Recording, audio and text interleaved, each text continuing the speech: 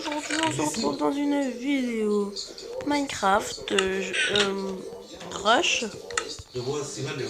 C'est un jeu où on doit rush, justement, c'est le thème. 2500 enfants, c'est le Alors, Bazar Rouge, 22 ans, a été arrêté hier rue de Launois à Molenbeek, dans cette même maison, déjà perquisitionnée par la police en novembre dernier. Les enquêteurs recherchaient alors Salah Abdeslam, l'un des organisateurs. Voilà, je fais alliance avec Musique Nova. La police belge a arrêté 10 suspects, complices présumés de Salah Abdeslam ou d'autres membres du Voilà. groupe du 13 novembre. Tous ont Tranquille, été quoi. arrêtés pour assassinat terroriste et participation aux activités d'un groupe terroriste. Ma soeur elle est là. Mohamed Amri et Hamza Atou. Bon, il commence déjà rush alors qu'il faut faire la protection, quoi. Ils ont exfiltré Salah Abdeslam de Paris afin de le conduire en Belgique. Ali Oulkadi et Lazaz ont eux aussi vécu les jours qui ont suivi le 13 novembre. Voilà. Samir Si vous attendez le journal, parce que je suis au salon pour pas de bug, pour éviter les déconnexions du serveur, à la con. Voilà. Voilà. Voilà. Là. Mohamed Bakali, il est soupçonné d'avoir transformé cette villa en plan pour les terroristes. Un autre individu a été interpellé. Bakali, L'identité ont été gardées secrètes. Le principal suspect, Salah Abdeslam, est toujours activement recherché, tout comme Mohamed Abrimi, qui n'a pas Oh là là, oh là là, oh là là, ça commence déjà. Ça commence déjà. quelques jours avant les faits. François Hollande adressera ses vœux aux Français. Ce sera à 20h, comme le veut la tradition. Ce sera évidemment aussi à suivre en direct sur BFM TV, une allocution d'une dizaine de Voilà, minutes. voilà, Là, on voilà. voit 20h. Parfait. Hollande. Avant les vœux du président, la plupart des responsables politiques ont aussi adressé Voilà, je retrouve là à France. et la sobriété, même si certains ont essayé de Wow. Je vais commencer à mettre mon armure. À retenir, ce serait rassembler, unité. Voilà. autour des valeurs de gauche pour Anne Hidalgo. Putain, c'est... Ah ouais, ça c'est pioche. Je peux me être efficace. Valeurs de fraternité et de solidarité. Un message qui trouvait clocher Ah les merde, communistes qui ça. veulent faire cesser la peur J'ai oublié ce sur détail. l'espoir et la fraternité. Du côté du modèle Voilà. français, mais aussi sa famille politique. Face le chômage, face le terrorisme, face... Bon, voilà. Il attend. Je voudrais que cette famille Année politique 2016. fasse un pas vers son unité. Pas de réponse de l'UDI, mais un espoir de Jean-Christophe Lagarde. Construire un nouveau modèle Enfant. économique et social, le modèle français du XXIe siècle. Il décroche la palme des vœux les plus longs, 5 minutes. Nicolas Dupont-Aignan a lui soigné la forme. J'ai choisi de vous adresser mes vœux 2016, Mais c'est quoi ce bug? lise dans ma vie, Et il a sa propre J'ai déjà eu un bug à la con. de rassembler les patriotes. Heureusement, j'ai dormi. Hein. Ces vœux sont l'occasion de se lancer en campagne. Je m'engagerai avec détermination dans la primaire pour la droite et le centre. En 2016, je vais entendre toutes ces convictions avec la liberté que j'ai toujours revendiquée. Chez les Voilà, Républicains, l'année parfait. 2016 sera marquée par la primaire de novembre. Le rendez-vous est déjà dans tous les esprits. Voilà, Nicolas Sarkozy aussi a adressé ses vœux aux Français. Il dit avoir une pensée pour Oh, ils ont déjà commencé. Hein. Ça commence. affirme J'espère qu'il n'y a pas quelqu'un qui va m'attaquer en surprise. nationaux en France est condamné pour terrorisme Alors, à condition, précise-t-il, voilà. qu'il soit Go, accompagné d'autres go, décisions go. qu'exige la situation. C'est ce qu'il écrit sur sa page Facebook. Le parquet de Paris a ouvert une enquête préliminaire pour harcèlement moral après le suicide d'un cardiologue à l'hôpital Voilà. Georges Pompidou le 17 décembre dernier. Un professeur avait d'ailleurs alerté la PHP de la maltraitance. What, du c'est quoi cette suicide. merde? La lettre était restée sans réponse. Aujourd'hui, Martin Hill assure vouloir connaître lui aussi la vérité dans cette affaire. C'est pas notre genre de refermer le couvercle et de ne pas se poser toutes les questions et de ne pas chercher en quoi l'institution, les individus, la situation, le contexte peut avoir des responsabilités dans un drame tel qu'il s'est produit.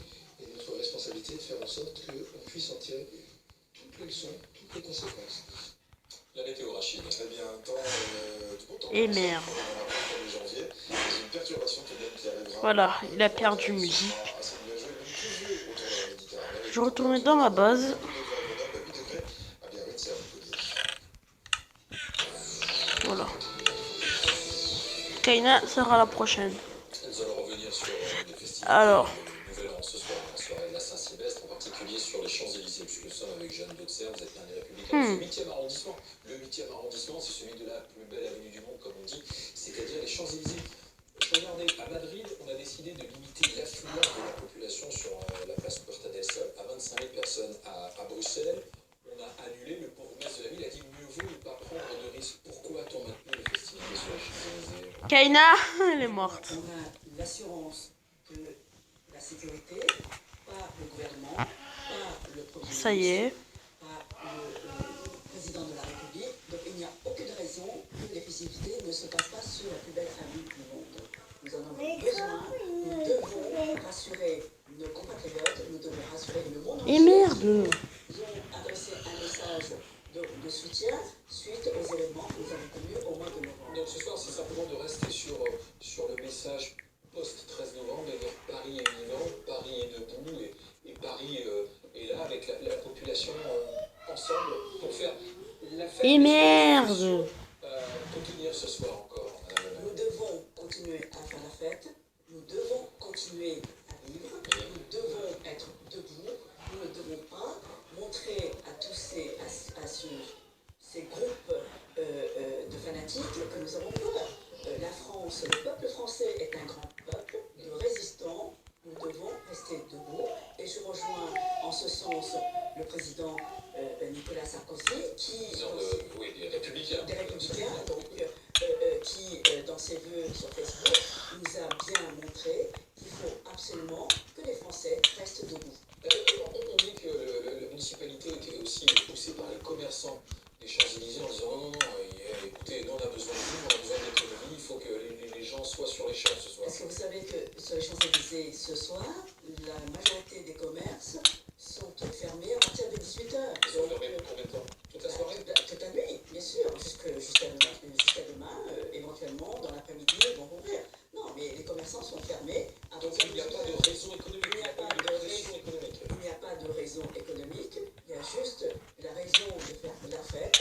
C'est cette avenue, la plus belle avenue du monde, reçoit donc tous les ans, au moment du 31 décembre, beaucoup, et de Parisiens et de touristes qui viennent passer leur fête de fin d'année, donc dans notre capitale. Mais il n'y aura pas un accès limité aux piétons sur les Champs-Élysées, comme par exemple ça sera le cas à Madrid. Vous n'allez pas vous dire à un moment on ouvre et puis ensuite on ferme. Comment ça va se passer concrètement? Donc l'avenue sera fermée à partir de 23h.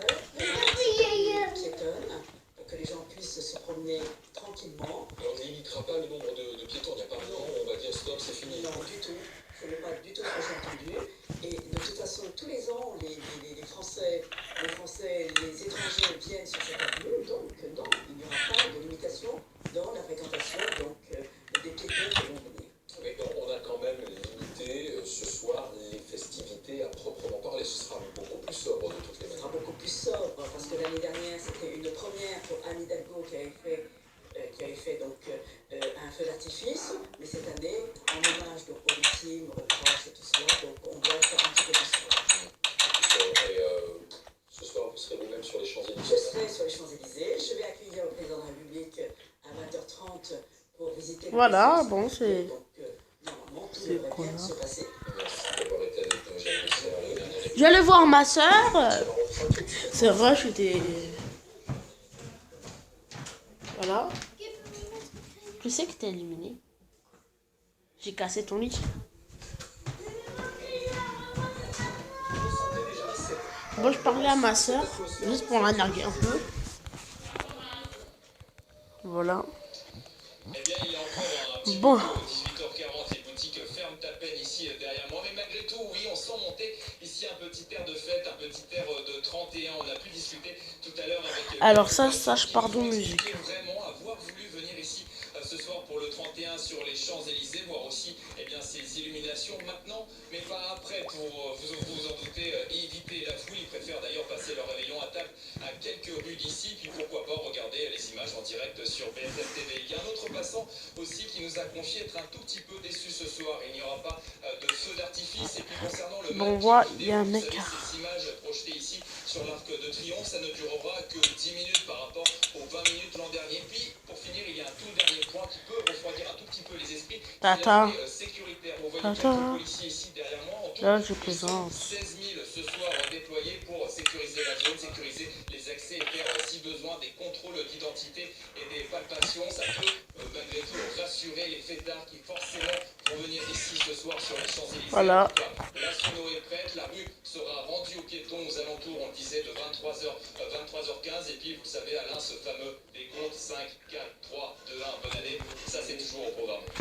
Okay. Merci Antoine Delcourt, donc en direct de la rue des Champs-Élysées. Nous avons entendu Jeanne Gauthier il y a quelques minutes, la maire du 8e arrondissement parisien, nous dire qu'elle accueillerait François Hollande au PC Sécurité du côté du Petit Palais, parce qu'une fois sa déclaration des vœux diffusés, le chef de l'État ira à la rencontre de celles et ceux qui veillent sur nous ce soir. Justement, parlons des vœux du président de la République avec Thierry Arnaud, qui est le chef du service politique de BFM TV, avec Bruno Judy, rédacteur en chef politique Paris Match. Des vœux placés sous le signe ce soir d'une adresse à nos compatriotes, vraiment avec la lutte contre le terrorisme comme colonne vertébrale de cette allocution. Thierry Arnaud, évidemment, on ne pouvait pas imaginer autre chose. Alors, ce sera le thème dominant de l'intervention de François Hollande dans un contexte voulu délibérément aussi sobre que possible. Il s'exprimera de la même façon qu'il l'a fait après les attentats, debout derrière un pupitre dans le salon Napoléon III, et puis il rappellera tout ce qui a été fait pour lutter contre le terrorisme, rappelant que la menace est toujours là, mais que la détermination est totale. Il rappellera sans doute aussi tous les moyens supplémentaires qui ont été déployés de police, de gendarmerie, le budget de la défense qui a été moins que cela avait été anticipé. Bien sûr, cette révision de la Constitution et la déchéance de la nationalité, alors il n'entrera pas dans tous ces détails, mais il expliquera pourquoi, à ses yeux, tout cela forme un ensemble cohérent et, encore une fois, témoignant de cette détermination totale dans la lutte contre le terrorisme. Donc c'est Hollande, François Hollande, toujours père protecteur de la nation. Merde. Que l'on aura ce soir, Bruno Jeudi. Et pas seulement, on va parler un peu d'économie, des sujets qui préoccupent les Français quand même. Ce qui est le chômage, c'est certes la lutte contre le terrorisme, mais c'est aussi le chômage. Oui, bien sûr, je pense qu'il évoquera sans doute cette très court. Bon, là c'est fini, là, je veux... C'est la première épisode de Rush.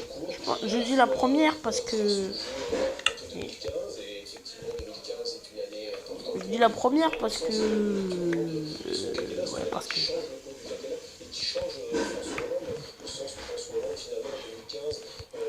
Bah, parce que...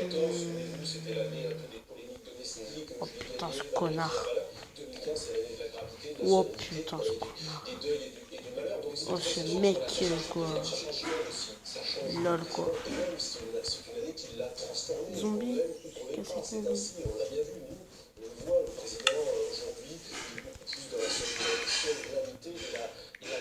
Non, je pense pas. Forcément un impact sur ce message. On ne va pas avoir des vœux où les présidents précédents pouvaient certaines années qui étaient un peu plus légères, c'était Verlaine pour Charles de Gaulle ou Paul Fort pour François Mitterrand qui nous rappelait ses souvenirs d'enfance charentaise. Non, là on sera dans des vœux graves, solennels, qui se poseront beaucoup les questions de sécurité.